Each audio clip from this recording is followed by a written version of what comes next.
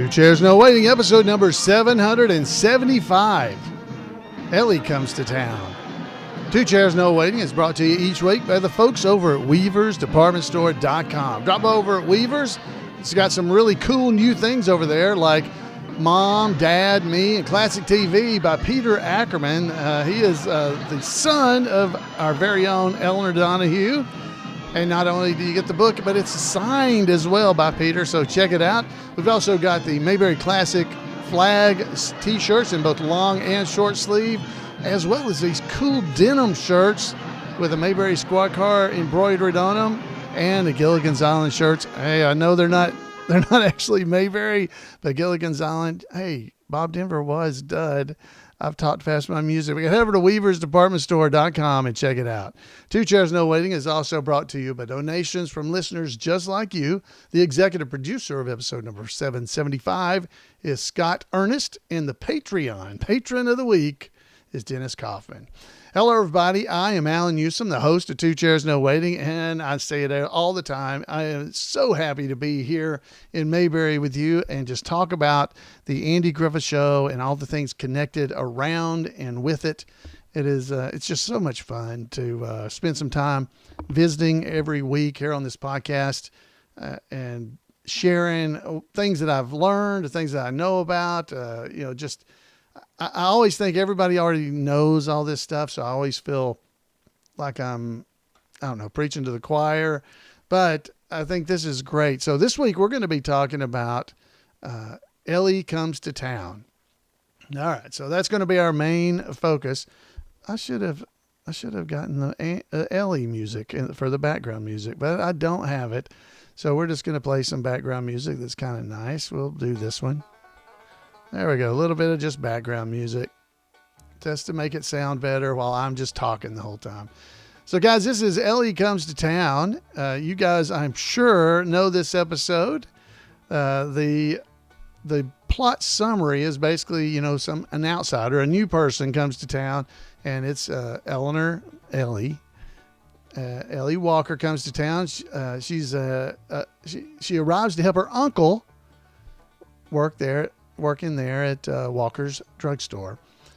Before long, she's faced with, having to take care of people in Mayberry the way Mayberry people do, like, hypochondriacs and everything like that. So that's what we're going to be talking about and go into a little bit of the plot here. That's kind of a summary of it, but a little bit more of the plot is, Ellie comes to town and she's there to help out her Uncle Fred Walker. She run the drugstore while he's not feeling too well. He's not feeling great. So Ellie is fresh out of pharmacy school. She has a Ph.G. So Andy calls her pharmacy gal, by the way. And she's a very by-the-book kind of pharmacist. And when Emma comes into the store wanting to get her pills, but she doesn't have a prescription, Ellie won't give them to her. Y'all remember all this, right? Ellie reports this to Andy, Emma does. Reports it to Andy as though she was being murdered. I want to report a murder. Oh, who? Mine. Well, Emma. Anyway, she reports it to Andy, and Andy tries to get Ellie to give Emma the pills that she wants, but Ellie insists that the rules that she's sworn to follow have to be followed. She can't do that. Well, Emma develops all kinds of symptoms that indicate that she's going downhill fast. Remember, everybody starts bringing her food and all this kind of stuff because she's going downhill. She's not going to make it. Well, eventually, Ellie Walker gives in and brings her some soup with her pills and everything. Matter of fact, the door knocks and she says, "Oh my, I hope that's not more soup." And Emma does. And so Ellie finally, she gives her pills, and Emma pays her 10 cents, by the way, for the pills. And Andy basically, to end the show, kind of comments to Ellie about coming around, that she came around to it. But Ellie tells Andy that the pills are nothing more than a placebo. They're just sugar pills. And all those elements are really just in Emma's mind. So there was never any problem, and that's why her uncle had been selling her these pills that are a miracle drug that only cost 10 cents for all these years. So there we go. That's kind of the actual plot of the show. We all know that. We're all Mayberry fans. I'm sure you've all seen it. So Ellie Comes to Town is the 6th episode filmed, but it's the 4th episode aired. So it aired as only the 4th episode of the Andy Griffith Show. So other episodes that are hitting us here in these first 6 episodes, because I've been doing them in filmed order, not aired order. So we're talking about them in that order. So keep that in mind, that this episode actually aired before some of them we've already talked about. Okay. Now, if you want to know where that kind of information is, you can head over to mayberry.info. And when you get there, there's an episode guide. If you click on episode guide, it'll take you to a page that's got all the episodes, and you can click a link at the top for season 1, season 2, season 3, or you can just scroll down and you'll see all the episodes for the 1960 through 1961 season number 1. That's what we're still talking about. And they're listed in filmed order, but it also shows you the aired order. So you can see that while Ellie Comes to Town was aired right after The Guitar Player, it was not filmed right after The Guitar Player. So they showed the episodes in a different order than what they filmed them in. I don't know who made those decisions or why they did it, but they did. And so this is one of the cases where that happened. Now, this episode aired on October the 24th, 1960. So it was October the 24th, 1960. The writers were Jack Ellison and Charles Stewart, and the director was John Weiss. Okay, John Weiss. Never do say his name right, but it's Weiss. Weiss. All right, so that's a little bit of background about the episode itself. So now we've got basically we're going to talk about some odd facts known by few. So these are the things that happened during the episode that you may or may not be completely aware of, but I think you're going to remember these things in general. So we do have a correction right off early in this episode. Okay. So in the last few episodes, I've been telling you that the squad car's tag number was normally JL327. That's true. That's 100% true. But what I have been reporting is that the other tag license plate number that we see on the squad car, DC269, was only seen on 3 episodes. Well, I was corrected by my friend Spirit Walker. Spirit Walker wrote to me and had this to say. I want to read this note because I really appreciate this correction. He said, you mentioned that this episode, talking about last week's episode, was the 3rd in which the squad car had the tag DC269. You mentioned the 3 were as Ellie Comes to Town, which is this episode, Andy the Matchmaker, and Opie's Charity. However, there are 4 episodes, not just 3, that display the DC269 tag number on the squad car. The last one is episode A Feud is a Feud. You'll find all this information, by the way. he gave me a hard time about a little bit in his book. It's the Mayberry Rerun Watchers Guide, Season 1. You can get these at Weaver's, so head over to Weaver's and check them out. You can get them there, and it's definitely worth going to get. And this information is in there. And Spirit Walker, thank you so much for the correction. And I have gone into our websites at mayberry.info and made those corrections there as well. So now we've got that corrected, and it's a cool thing to know. So DC269 was in 4 different episodes of the Andy Griffith Show, and that's our very first odd fact known by few. It was Opie's Charity, Ellie Comes to Town, this episode, Andy the Matchmaker, and A Feud is a Feud. Okay, so we got it. All right. So thank you again, Spirit Walker, for correcting us on that. So the key to the drugstore was hidden above the door. Y'all remember that? Andy reached by and picked it up. Hopefully the passersby didn't see Andy getting it off of the top of the door frame, because that's where the key to the drugstore was hidden. Mayberry's an awesome place, isn't it? So people hide the keys to their businesses above the door frame. Wow, things were great back then, I'll tell you. So that's where it was. Let's see. Next up, the drugstore has a display window that you can see from the outside. When Ellie comes up and is trying to get Barney to stop, because she realizes somebody is in the drugstore, so she tries to get Barney. Officer, there's somebody robbing the store. When she's doing that, there's a display outside, a window display that is for the drugstore. But if you pay attention, the inside of the drugstore, there is no windows. There's no way to access that window to be able to do the display. So it is possible, I suppose, that you actually open the windows from the outside somehow and do the display.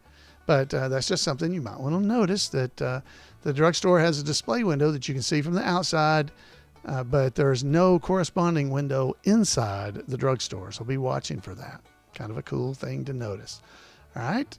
So after all that happens, Andy goes in, or Ellie comes in. They find out Andy is not a criminal. He's the sheriff. Barney almost shot his own sheriff. So the next odd fact that we find out is Andy is adding up Aunt Bee's bill for her toilet water, perfume. And we find out he says that the bill is $3.23. But when you look at the cash register, when he rings it up, if you can read the cash registers, this was an old cash register, National Cash Register Company, I believe is what's the name of the place. Actually, Spirit Walker's book tells you that answer. So you're not getting everything from me. Buy the books. Because I actually refer to about 3 or 4 different books and websites and stuff to come up with a lot of this information. So definitely encourage you to pick them up, because they're fun to have. Anyway, so he says it's $3.23, but he only rings up $1.23 on the register. Now, when you're looking at it, some people thought it was $3.21, because when you look at it from the customer side, the dollars are on the far right and the cents are on the far left. So you read it from right to left. So it would be $1, 20, and 3. So it's not $3.20 and 1. So some people thought it was $3.21, but it's actually $1.23 is what he rang up. Or let's just guess this, because I have used some of these old cash registers like this. It could not work correctly. It could be that when you punch in the numbers, that the little things that pop up to show you how much it is, it just didn't work right. That's possible. Let's go with that one. That way Andy didn't make a mistake. Surely he can tell the difference between a 3 and a 1. So anyway, it's a very neat little piece of trivia for you if you enjoy that kind of stuff. So be watching for that. He says $3.23, but he only rings up $1.23. So Aunt B got a really good deal. And Ellie was standing right there. I mean, she should have caught that. She went to pharmacy school. According to her diploma, Ellie graduated from Barnard College. We see it right there on the wall. She hangs it up so we can see it. It's Barnard University, actually, I believe. At least the one below it Barnard University, not college. Ellie's degree was Ph.G. And that's an actual pharmacy degree. For example, one of our contributors looked up the University of Mississippi, which has a pharmacy school. They originally conferred 2 different kinds of degrees, a Bachelor of Pharmacy, which was a Ph.B., and a Graduate of Pharmacy, which was a Ph.G., which is what Ellie had. Both degrees were awarded to students who had completed at least the 2-year curriculum. Students who had the 4 years of experience in pharmacy practice were awarded a Ph.G. All the students were required to complete 864 hours of lectures and 936 hours of laboratory work. So, wow, that's way more information than you'll ever remember. Main thing is it's a real type of degree, Ph.G. Now, if you notice on it as well, her name is Elinor Walker. It's printed right there on the degree that she's hanging on the wall, and it's spelled Elinor as Elinor Donahue spells Elinor. Okay, so her stage name Elinor is spelled in that way, Elinor.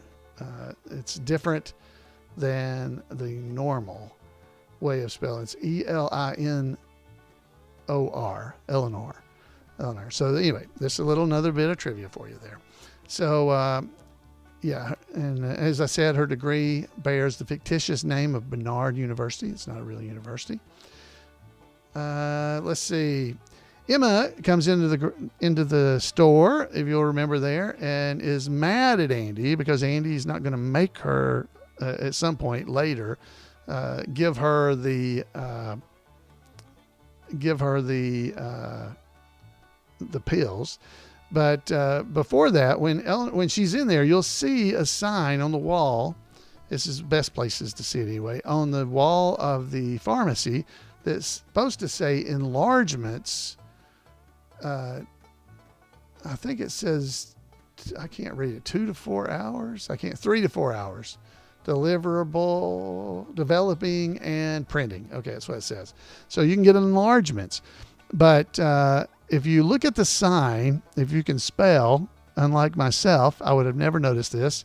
The word enlargement is actually misspelled on the shelving, and sign actually says enlargements. It's ENLARGMENTS. It's not enlarge.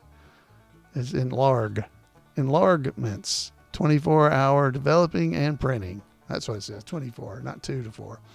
24-hour developing and printing.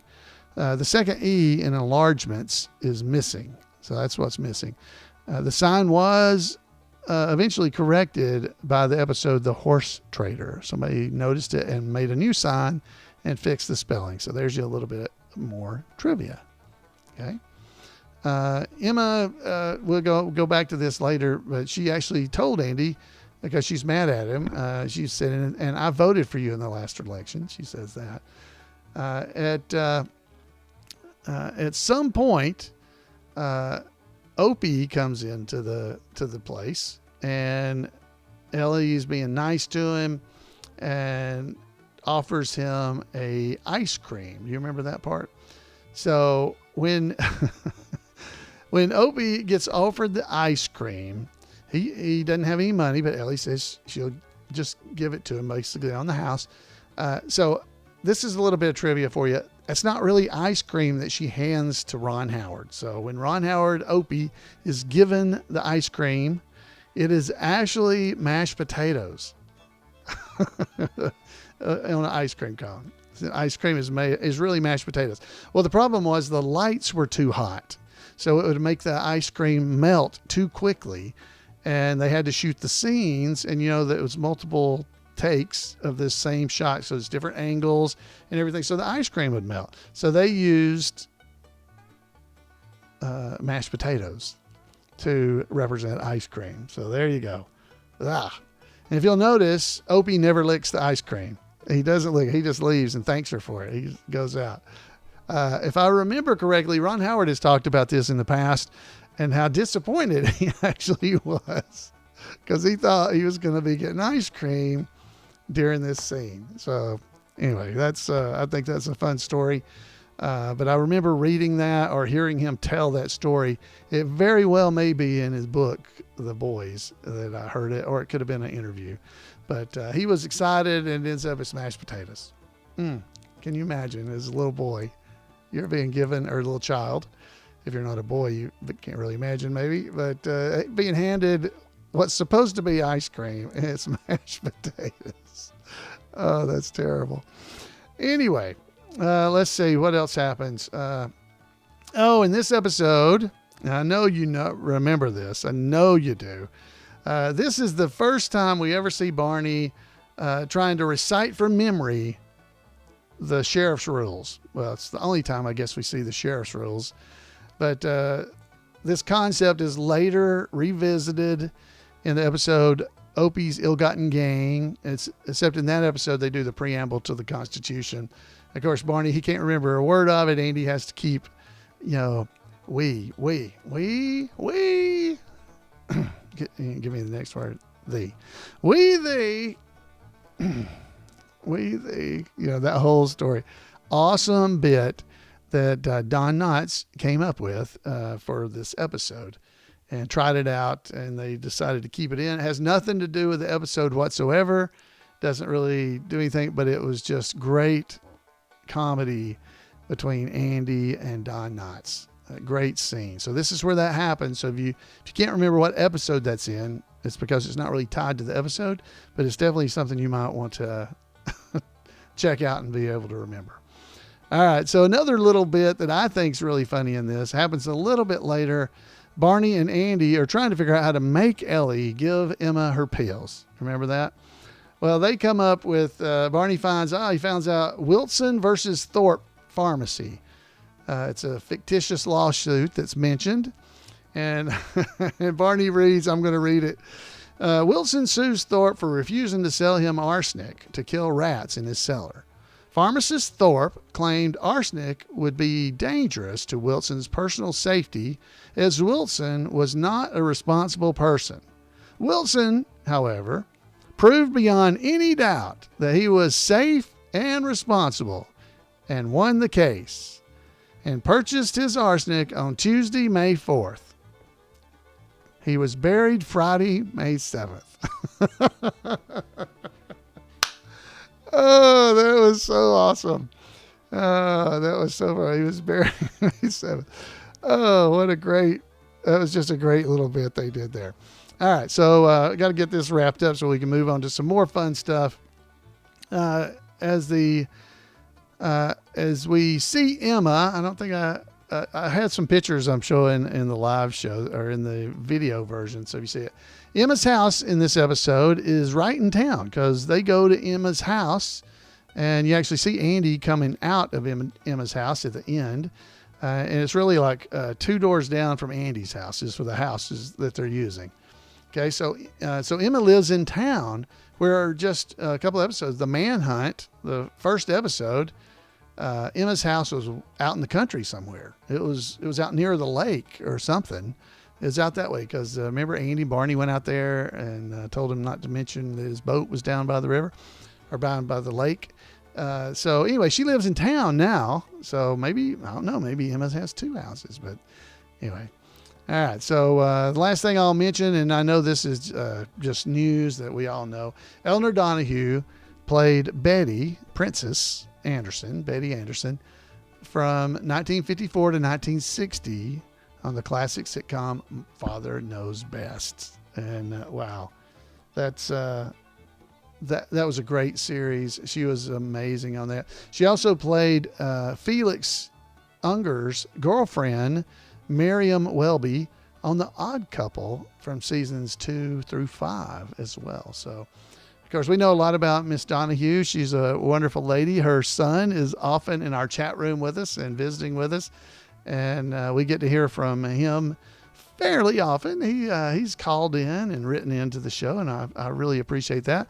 And he has his new book, mentions at Weavers. He actually has signed copies of it that you can get. Mom, Dad, me, and Classic TV. It's really cool. It says, Growing Up with Classic Television's Harry Ackerman and Elinor Donahue. It's by Peter Ackerman. So definitely something you might enjoy picking up and enjoy that. All right. So that is Ellie Comes to Town. And I think, it's got to be one of the, it's a classic television episode of the Andy Griffith Show. I love it. I love some of the great skits and scenes seen in it. And wow, they were great. All right, guys. So we've got some news for you for some more Mayberry events, and Floyd is going to deliver it. So Floyd, take it away. Oh, man. Oh, this year is a busy one. Oh, it is busy.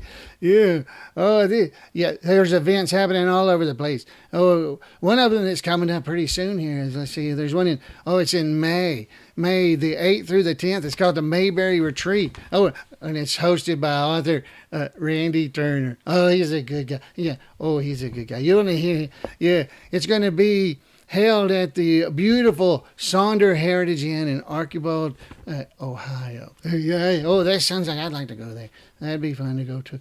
Oh, special guest this year is going to be David Browning. David Browning, he portrayed the Mayberry deputy for years and delighted crowds at Mayberry events. Oh, but he's going to be there as himself, telling stories and interviewed by Randy. Oh, it'll be big. Oh, and also they're going to have a musical guest, Tim White. He's a good one. He's been at Mayberry Days for years with both Troublesome Hollow, and before that, the VW Boys. And he's a huge fan. Oh, come out and see us. It should be a low-key weekend, May the 8th through the 10th. Oh, the Mayberry Retreat. You can find out information about it by going to mayberrybooks.com/Mayberry Retreat. I think I just might go there myself. I think I might.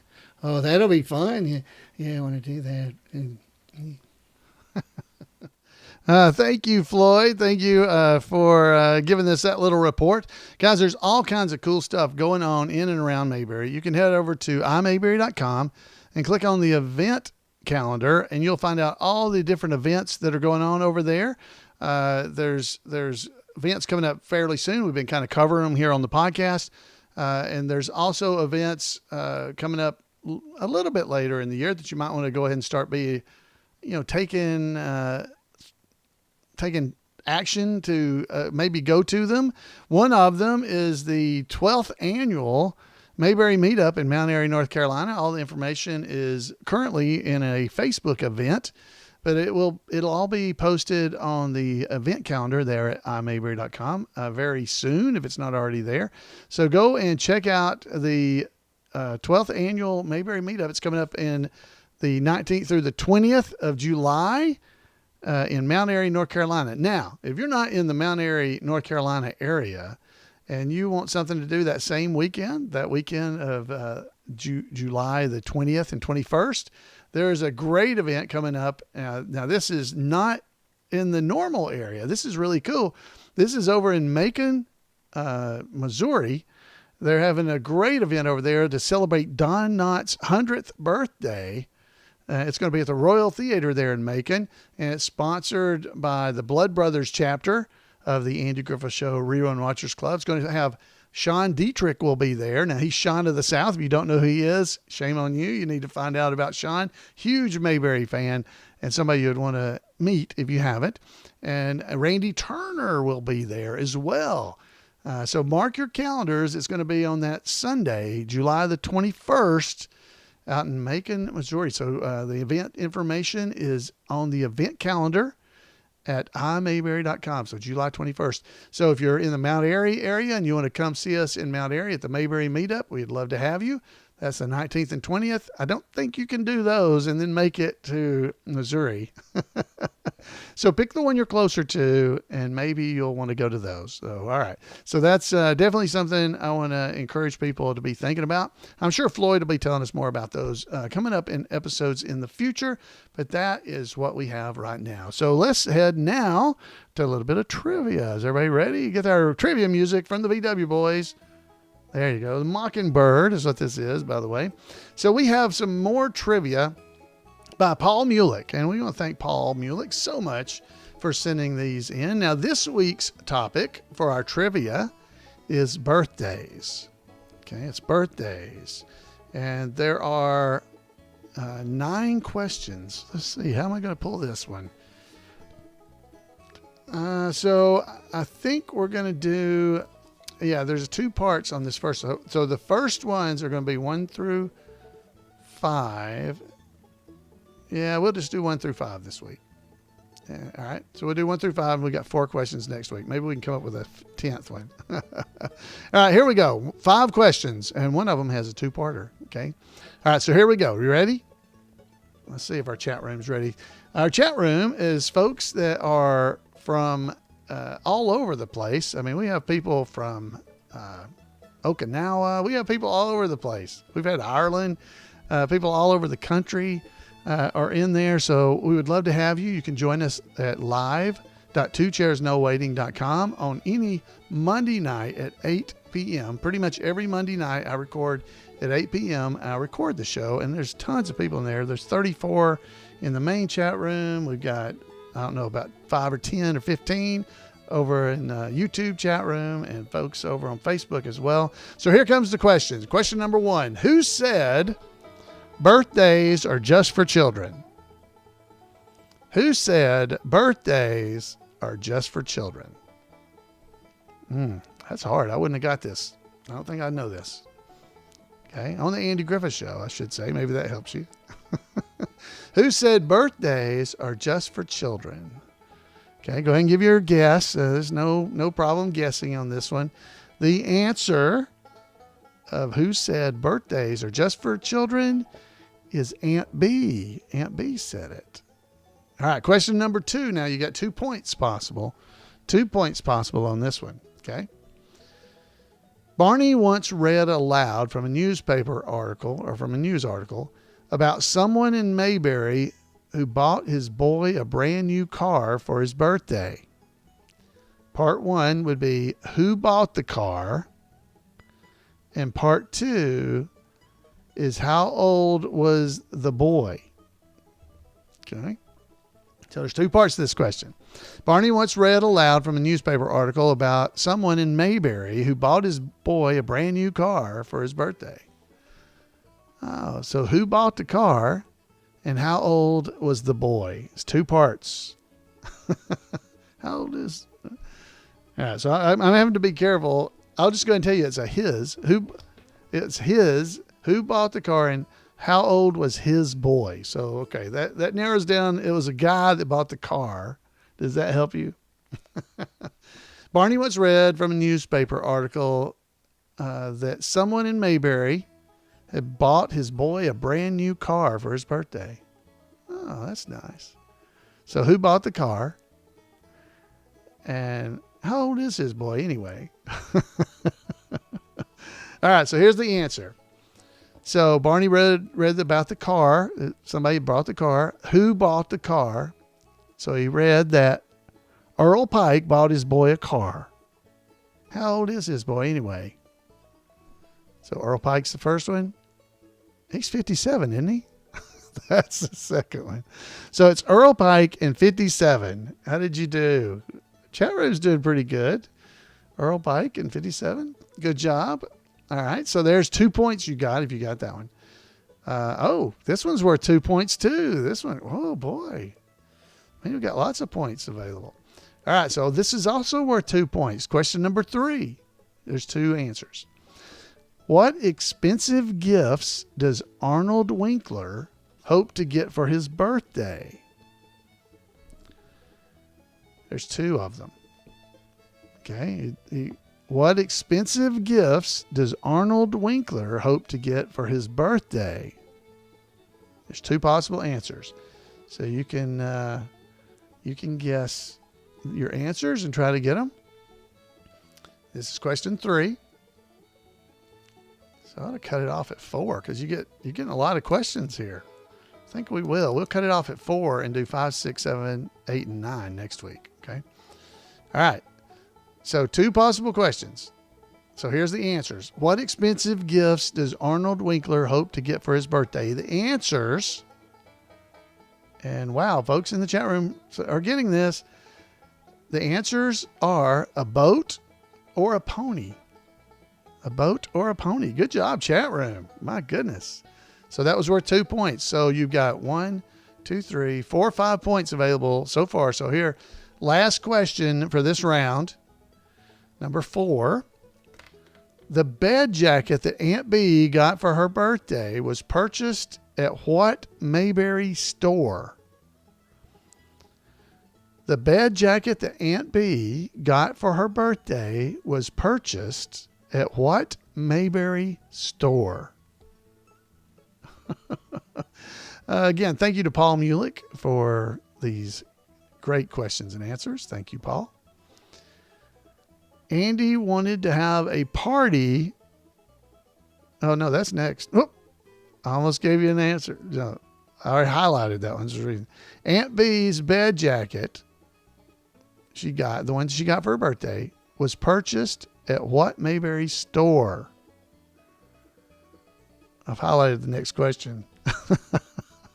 All right, so the answer is, and I guess I'll give it to you if you just say Lucan's, but the answer is really Miss Lucan's Style Shop. Miss Lucan's Style Shop. There's your answer. All right, guys, so there were 4 questions, but you had 6 possible answers. So how did you do? Did you get 6 points? How did you do? But I'll give it to you if you got Lucan's. But it's Miss Lucan's Style Shop is the actual name of the store. All right, so how did you do, guys? How did you do? That's pretty fun. These are good. Thanks again to Paul Mulik for the questions and answers. Great job, Paul, as always. Paul is one of our trivia champions from Mayberry days. He is also the person who sold me the Mayberry squad car that I own. So I have a Mayberry squad car of my very own. It's in the shop right this moment, but I have one. So, folks, that is all I've got for you tonight. Folks in our chat room are saying they got 5 out of 6, got 5, 4 out of 6. Pretty good. Good job, chat room. Great job. So that is all I have for you this episode. So I want to thank you for being here. It is always great to spend time here in Mayberry with you. I would love to hear from you. You can give me a call at 888-684-8415. You can email me at floyd@imayberry.com or drop by over at 2chairsnowaiting.com. All that information's there. So if you forget it, go there. You're good to go. Guys, again, thanks for spending time with me and talking about the Andy Griffith Show. And it's always so fun for me.